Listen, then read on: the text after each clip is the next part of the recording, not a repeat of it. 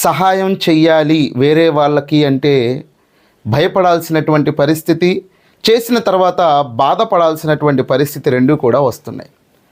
ఈ మధ్య రీసెంట్గా 2 రోజుల క్రితం నేను ఆర్డర్ కోసం వెయిట్ చేస్తూ ఉన్నప్పుడు ఒక వ్యక్తి ఒక చిన్న పాపను తీసుకొని యాక్టివా మీద యాక్సిస్ మీద వస్తూ స్కిడ్ అయిపోయి కాలువ పక్కనే ఆల్మోస్ట్ కాలువలో పడిపోయేంత ప్రమాదంలో బండి మీద వేసుకొని పడిపోవటం జరిగింది. ఆ పాప మీద ఆ వ్యక్తి మీద బండి పడిపోయింది.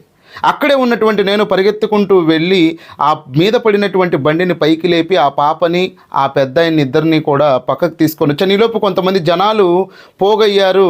వాళ్ళ ఇల్లు ఎక్కడ, ఏం జరిగింది, దెబ్బలు ఎంత తగిలాయి, ఇవన్నీ కూడా ఆ చాలామంది క్రౌడ్ వాళ్ళని అడగటం జరుగుతూ ఉంది. నేను ఆ వ్యక్తిని మీ ఇంట్లో వాళ్ళకి ఫోన్ చేసుకుంటావా అన్నప్పుడు ఆయన ఒక నెంబర్ చెప్పాడు.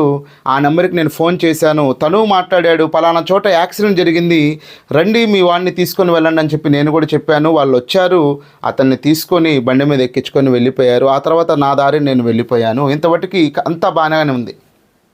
అయితే కొద్దిసేపటి తర్వాత ఆ వ్యక్తి నాకు కాల్ చేసి, మా వాడి ఫోన్ ఉండాలి, మా వాడి ఫోన్ కనిపించటం లేదు, మీరేమైనా తీశారా అని చెప్పి ఆమె డైరెక్ట్గానే నన్ను అడగటం జరిగింది.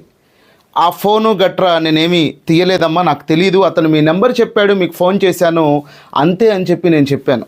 అయితే ఆ ఫోను నేనే దొంగతనం చేశానేమో అనుకోని ఆమె అనుకుందో ఏమో నాకు తెలీదు.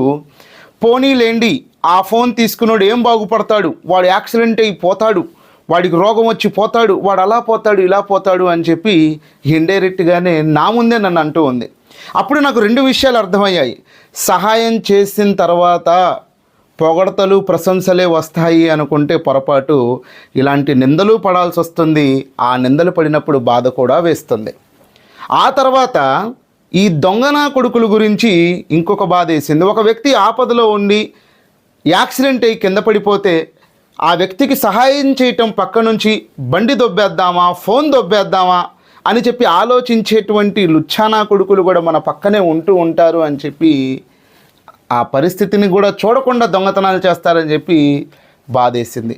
సరే, మరి ఇలా బాధలు నిందలు అన్నీ కూడా ఎదురవుతూ ఉంటాయి అని చెప్పి సహాయం చేయటం ఆపేద్దామా అంటే ఆపలేం. ఎందుకంటే ఈ బాధల కంటే వాళ్ళు వేసే నిందల కంటే వ్యక్తి ప్రాణం అన్నది ఇంపార్టెంట్.